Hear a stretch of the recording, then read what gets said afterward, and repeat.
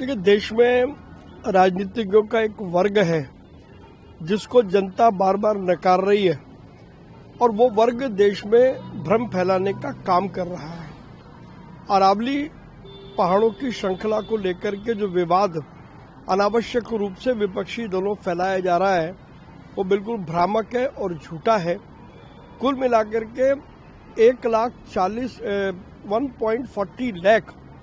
Square kilometre के area में से केवल मात्र 0.19% एरिया को खनन के लिए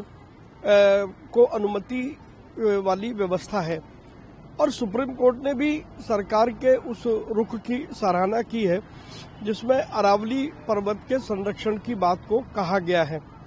कुल मिलाकर के ये खनन सीमेंट और जो और मिनरल्स हैं जिनका देश के विभिन्न भागों में रॉ मटेरियल के रूप में यूज होता है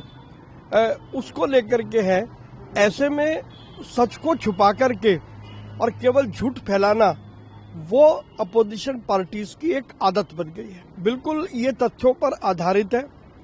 किस प्रकार से देश का एक बड़ा हिस्सा वो पाकिस्तान को देने की तैयारी थी, लेकिन उस समय कुछ देशभक्त नेताओं ने और उनके पुरजोर विरोध के कारण से ऐसा हो नहीं सका और आज वही असम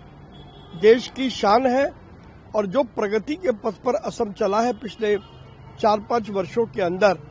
वो अपने आप में एक बड़ा इतिहास है और नॉर्थ ईस्ट के द्वार के रूप में असम की जो भूमिका है वो निश्चित रूप से बेहद सामरिक रूप से भी महत्वपूर्ण है और देश की संस्कृति के लिए भी महत्वपूर्ण है।